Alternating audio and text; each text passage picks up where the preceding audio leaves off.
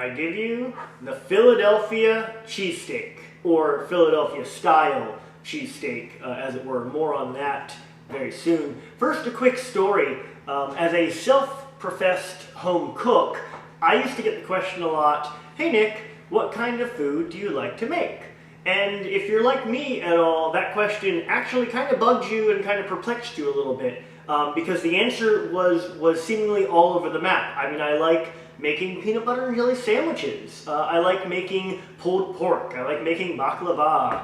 I like making fruit salad. It doesn't really matter. I thought, it's like I like making food.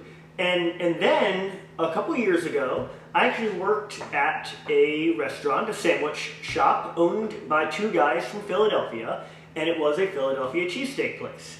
And it was then that I learned the real answer to that question. I like making food that means something to someone, that is important to someone, that's part of our culture and part of who we are, and inspires people to come together and sit down. And it inspires people to do more than just feed their hunger, but also to grow and to love and to nurture and all of that kind of stuff. So I like making culturally relevant food. That is my new answer. And so I do like making peanut butter and jelly sandwiches because it's what, like as a kid, I loved to have. And I love making pulled pork. Because in the South it's so important, and your pulled pork recipe is like a family heirloom, right?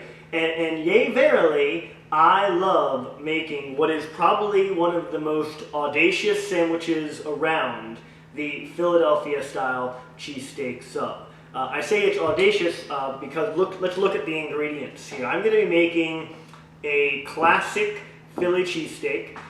You may enjoy other ingredients, and that's fine. However, if we're going to be making a Philly cheesesteak, I think there's one recipe that you can use and still call it, the Philly cheesesteak, and it's these four, count them, uno, dos, tres, four ingredients. And they are a fresh hoagie roll, as fresh as you can get it. One of the reasons I keep saying Philadelphia style cheesesteak, excuse me, is I did not get this hoagie roll from Philadelphia, and yes, that matters. There are a handful of bakeries in Philadelphia that have been in business for over 100 years, and they basically provide all of the rolls used by most of the cheesesteak places there in the city. And if you want a Philadelphia cheesesteak, I argue the bread has to come from one of those bakeries in Philadelphia. Otherwise, a crab harvested off the coast of Florida could be called a Maryland crab, right? And that's not how it works. So this is not a Philadelphia cheesesteak roll. It didn't come from Philadelphia. However, it is fresh and delicious, and so that's really what matters. Next ingredient here, shaved ribeye. This is shaved ribeye steak. Those that may have seen my grilled bone-in ribeye video, this is what became of the other steak from that video. This is only a small portion, of course, roughly one sandwich worth. The nice thing I've done here that's also a little off script is I grilled the ribeye steak and then shaved it. You see here, the shavings here are extremely small, thin pieces. These are not slices of ribeye, okay? This is not meant to be served on someone's plate as is, because of course in a sandwich you don't have the luxury of cutting the meat inside the sandwich. It needs to already be way down into the bite-sized region. So it is shaved ribeye, which is the only meat acceptable in this sandwich. If you would like to use a New York strip or ground beef or chuck or steakums from your freezer, you can go and do that and enjoy your steak sandwich. If you would like a Philadelphia style cheesesteak, you will be using shaved ribeye. Next we have the wit of our sub here. This is going to be sautéed onions, diced sautéed onions, and they don't come in the store like this? Okay, well, real quick, dicing and sautéing an onion, here we go in 3, 2, 1, roll it. To quickly and easily produce a medium dice of an onion, peel it, find the nubbin on the top, and slice the onion in half at the nubbin. Then make a bunch of vertical slices, not going all the way through. Notice the onion is staying intact. After the verticals, make 2 horizontal slices, watch your fingers, and then slicing top to bottom as you would normally to produce slices, rotating the onion as needed. Discard that top portion and move on to the second half. Again, vertical slices not all the way through, followed by 2 horizontal slices without cutting your fingers, and then slicing down to produce the dice. Rotating around, do a little extra choppy, clean it up, and last but not least, make it rain onion. To saute them, get some oil going over medium to medium-high heat and add your medium diced onions. We're not going to go for a hard fry here, so we're going to keep it at medium heat, and we're not really trying to develop any kind of serious color. More, this is just a sweat of the onions. So just get them in the oil, stir them around a little bit, and keep an eye on them. The only other ingredient that we're going to be adding here is going to be salt, and we're going to use quite a bit of it, so go ahead and sprinkle it all around, big pinches, cover it all up like you would a steak. In a few minutes, it's going to look like this, starting to develop some color. A few more minutes, it's going to look like this, getting a little more color, but not brown. And after about 10 to 15 minutes, it looks like this. Go ahead and strain that off, put it to a bowl, and let it cool off. And that's how it's done. Excellent. Now we have a bowl of sauteed onions.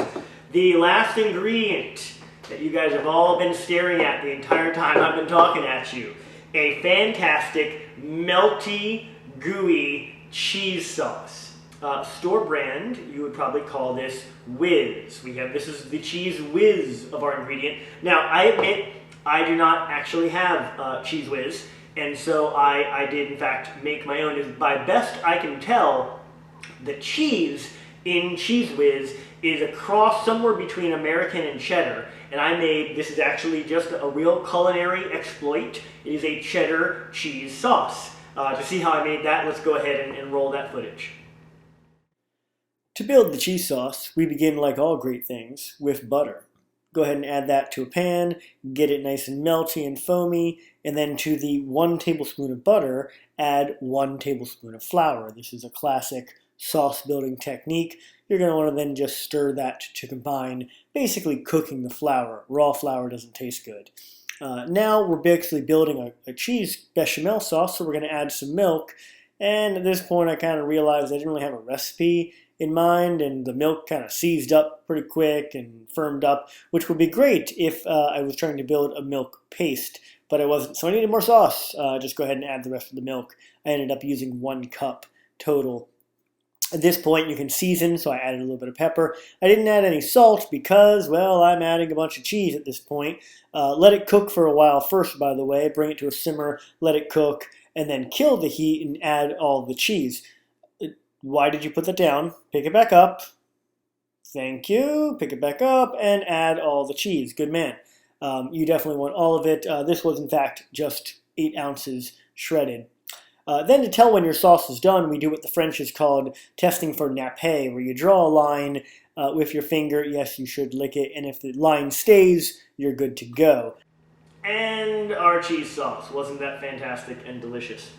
Okay, so all these 4 things together are what you might call, if you were in the city of Philadelphia, a whiz-wit. So we're going to be making a whiz-wit today. I think that is the purest form of the Philadelphia cheesesteak, and it is absolutely fantastic, something I'm very excited to share with you today.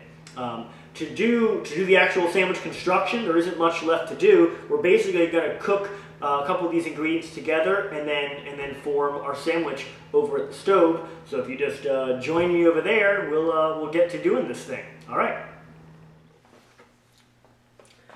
Here I am at the stove, ready to assemble my Philly-style cheesesteak. I've got all 4 components laid out here. For the bread, I simply sliced it open, and then I actually used my hand to kind of go in here and dig out a little bit of the extra bread. That's a common technique normally employed when making hoagies like this. It gives the fillings a little extra room, and I particularly like it in this application because it gives the cheese sauce someplace to go when we apply it to the bread. We'll see that in just a moment. I've got the pan here very, very lightly oiled and hot, ready to go for all of my meat. So that's going to come right on in here.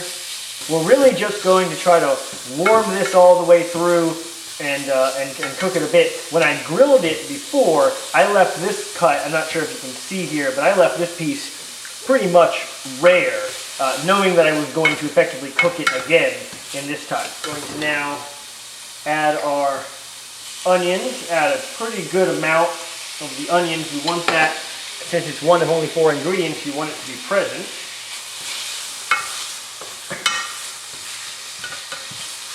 Integrate that, get that going, get it happy.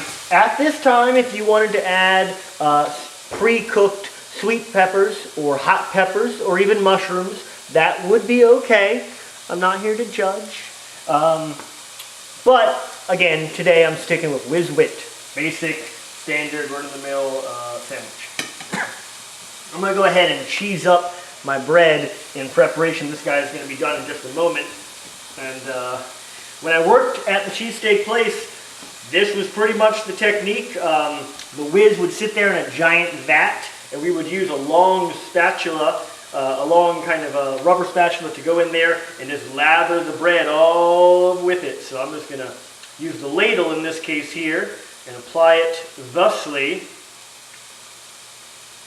Oh yeah. Let's go ahead and hit both sides a little bit. Spillage is quite all right.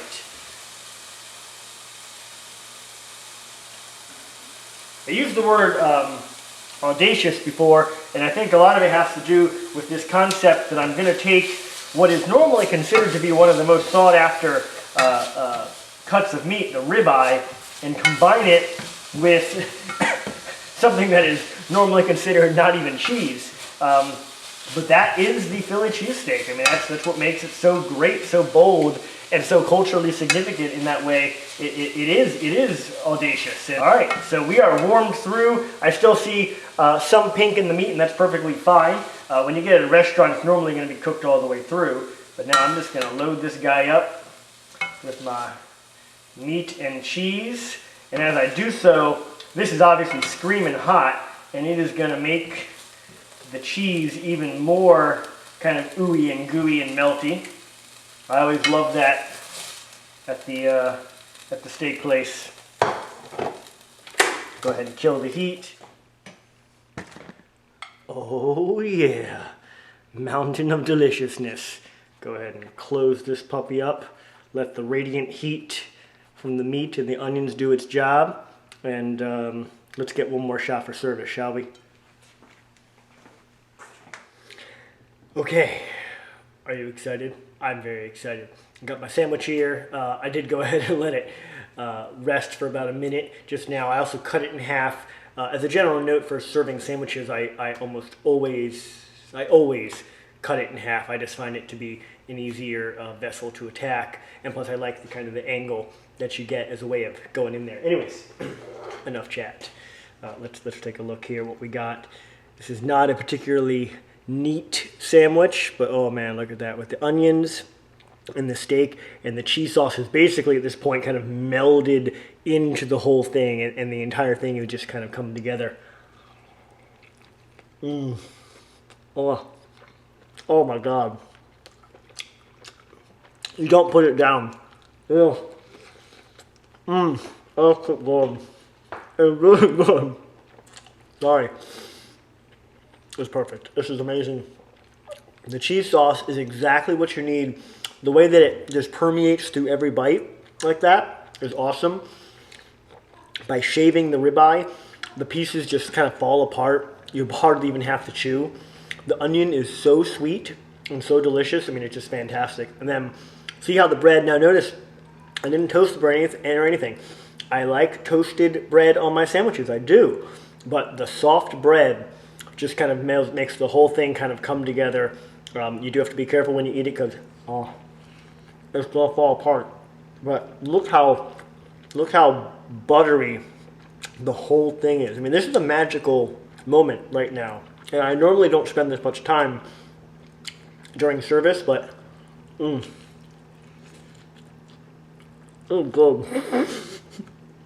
All right. Thank you so much for watching. I hope you enjoyed it, and I hope you go out and find something that just feeds your soul. Go in, get it. Remember, take time each day, stop what you're doing, eat, and enjoy. Thank you so much. Bye-bye.